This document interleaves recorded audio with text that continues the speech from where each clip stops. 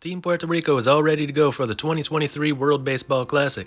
After two consecutive WBC runner-up finishes, they are hoping to take that final extra step and hold the championship trophy over their heads on March 21st in Miami. This is a team that's never really had a bad WBC. In the first edition in 2006, they went undefeated in their first-round pool, beating Netherlands, Panama, and eventual runner-up Cuba. In the second round, they beat the Dominican Republic, but lost to Venezuela and Cuba, and did not advance.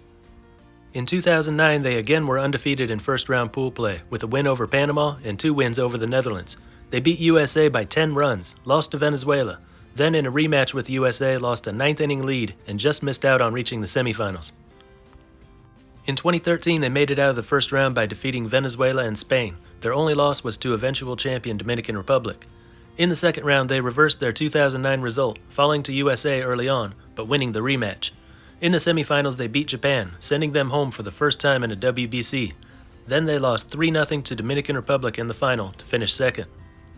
In 2017, they were once again undefeated in the first round, beating Venezuela, Italy, and Mexico, all by 5 runs or more.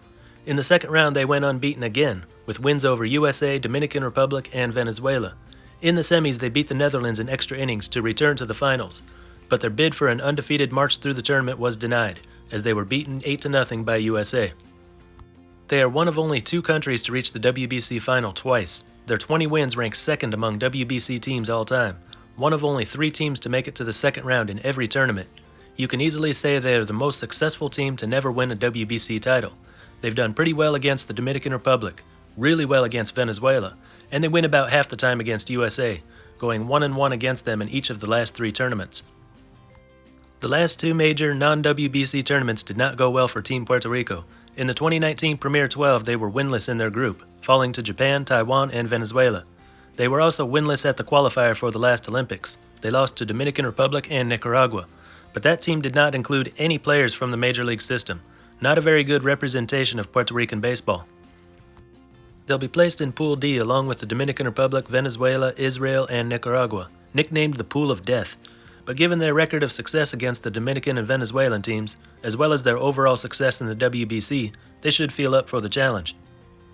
Marcus Stroman, a 31-year-old right-hander, is the ace of the rotation, coming off a pretty good season where he started 25 games for the Cubs, ERA .350, WHIP .1147. Best of all, we know he can pitch in a big game in the WBC. In his last WBC performance, he threw 6 scoreless innings, allowing only 1 hit, to win the championship game for Team USA, against Team Puerto Rico. Blue Jays right-hander Jose Barrios is a 2-time All-Star, but he's coming off a bad year. 32 starts, 172 innings, ERA .523, WHIP .1419. Led the league in hits and earned runs allowed. But in previous years, he usually had a sub-4 ERA, so last year may have just been a fluke. 23-year-old right-hander Dominic Hamill is a New York Mets prospect. Might see a little of his future greatness here. Last year at High Single-A Brooklyn, he started 11 games, 55 2/3 innings, with 74 strikeouts, ERA .259, WHIP .1078. Edwin Diaz leads the Puerto Rico bullpen. There was no one better than him last year. 61 relief appearances, 62 innings, 118 strikeouts, averaged almost 2 strikeouts per inning, 17.1 strikeouts per 9, ERA .131, WHIP .839, 32 saves, top 10 for the Cy Young.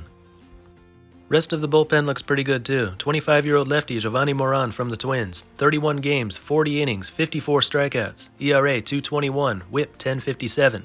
Right-hander Fernando Cruz appeared at the major league level for the first time last year with the Reds, 14 innings, mostly in relief, ERA .123, WHIP .1227. Alexis Diaz was also a Reds rookie last year. The 26-year-old right-hander made 59 relief appearances, struck out 83 batters in 63 innings, ERA .184, WHIP .958, number 5 in Rookie of the Year voting. Another twin, right-hander Jorge Lopez, 67 games, ERA .254, WHIP .1183, with 23 saves, and made his first All-Star appearance. Right-hander Emilio Pagan, yet another twin, 59 appearances, good strikeout rate, 84 Ks in 63 innings, but a high ERA at .443, WHIP .1365. Dwayne Underwood Jr., a 28-year-old right-hander for the Pirates, appeared 51 times and averaged 1 strikeout per inning, ERA .440, WHIP .1448. 25-year-old right-hander Anthony Maldonado, a Marlins prospect who could make his major league debut this year. At AAA Jacksonville last summer, he appeared 15 times with an ERA of .174, WHIP .871, 28 strikeouts in 20 innings. Alex Claudio, a 31-year-old lefty, tossed 3 shutout innings for the Mets last season. At AAA Syracuse, he had a 3.91 ERA and 48 innings in relief. Derek Rodriguez, a right-hander for the Twins, only made 2 appearances for the big team. Spent most of the season at AAA St. Paul, where he had a 4.75 ERA and 94 innings, mostly as a starter. He was great in the Puerto Rican League this winter. 29 innings, ERA 1.24, WHIP 8.97. 26-year-old right-hander Nicolas Padilla made his first major league appearance. Literally 1 appearance. Allowed 1 run in 1 2/3 innings for the Cubs. Put up really good numbers in the minors though. Might be better when given a chance. 35-year-old lefty Hector Santiago didn't pitch anywhere last summer. Last seen in MLB in 2021 with the Mariners. Had a 3.42 ERA and 26 1/3 innings, mostly in relief. Pitched this winter in Puerto Rico, where he had a 3.83 ERA and 47 innings as a starter. Jose De Leon previously reached the major league level, but spent 2022 in AAA Buffalo, where he had a 4.35 ERA and only 10 1/3 innings. Yuxel Rios had a decent 2021 season when he had a 3.70 ERA in 20 games for the Red Sox. 2022 was spent in AAA Charlotte, where his ERA was just under 5 in 30 appearances. Great this winter though, 27 innings in relief, ERA 0.65, and WHIP 7.59 in the Puerto Rican League. 27-year-old lefty Jonathan Bermudez, now in the San Francisco Giants organization, has yet to reach the major league level, and if last year is any indication, probably never will. With 2 different AAA teams, he made 19 starts and 5 relief appearances, totaling 81 innings, with an ERA of 9. Jose Espada, a 25-year-old right-hander in the Padres organization, played in high single-A Fort Wayne last year, with an ERA of 4.05 in 40 innings, starting and relief. Luis Quinones is a 25-year-old right-hand prospect in the Blue Jays system. He got promoted to AA New Hampshire last summer, but it didn't go well. 16 starts, 3 relief appearances, 71 innings, ERA 5.45, WHIP 14.79. One bright spot though, he did strike out 91 batters in those 71 innings. If you were keeping count, that's 20 pitchers on their roster. A few of them likely will be taken off. There are 14 position players, so someone's got to go. After Stroman and Barrios, it's not clear who they'll use to complete their rotation. 5 relievers had an ERA under 3 last year. 3 of those guys had an ERA under 2. But after those 5, the quality of arms in the bullpen takes a hit. It will be interesting to see who they use in their rotation, and how they decide to use their top relievers. The pitching should be decent, but they definitely won't be relying on their pitchers to shut out their opponents. They'll need to hit the ball. Let's see what they're bringing for hitters. Kike Hernandez is listed as an infielder on their roster, and he did play at second and short last season, but the majority of his time was spent in center field, and that's where I think he's most likely to play. He's had some really good years in the past, but he had some trouble last year. He played in 93 games for the Red Sox, /222, 291, 338, with 6 home runs. They've only got 3 other outfielders on their roster. One is Eddie Rosario. He bats left and always plays in left. Had a rough season with the Braves last year. In 80 games, /212, 259, 328 with 5 home runs. Much better in previous years though. Henry Ramos is a switch hitter, played for the Diamondbacks in 2021. Spent last year in the KBO, played 18 games for the KT Wiz, with a line of 250, 304, 417. He plays all 3 outfield positions. Played all games in right last summer in the KBO, but played mostly in center this winter in Puerto Rico. Nelson Velasquez is a 24-year-old Cubs outfielder. In 77 games, 205 plate appearances, he hit .205, .286, .373 with 6 homers and 5 steals. Plays all 3 outfield positions almost equally. The infield is where their best hitters are. At shortstop, they've got Francisco Lindor, a 2-time Gold Glove winner and 2-time Silver Slugger. In 2022 with the Mets, Lindor slashed .270, .339, .449, 26 home runs, and 16 steals. Javi Baez spends all his time at short these days, but with Lindor there, he'll probably move over to second, which he often played in the recent past. He's won a Gold Glove and Silver Slugger in past years, but 2022 was one of his worst years at the plate. In 144 games with the Tigers, he hit .238, .278, .393, 17 homers, and 9 steals. 24-year-old Jose Miranda was a Twins rookie last year. Played 77 games at first and 34 games at third, so he's fine with either one. Had a good first year at the plate, 15 home runs in 125 games, with a line of .268, .325, .426. Diamondbacks infielder Emmanuel Rivera is the third baseman that occasionally plays at first. Hit 12 home runs in 102 games, line of .233, .292, .409. It was only the second season for the 26-year-old Rivera.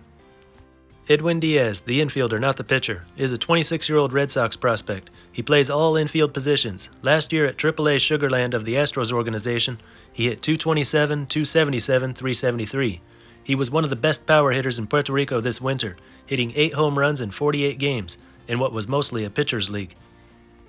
Vimao Machine played almost all games at third for the Oakland A's in 2022, .220, .300, .287 in 73 games. Neftali Soto was last seen in MLB in 2014. The last 5 years he's been doing great in NPB. In 117 games with the Yokohama DNA Baystars, he hit .266, .342, .473 with 17 home runs. He's only played at first the last 2 years, but in the past he played at second and in the outfield quite often.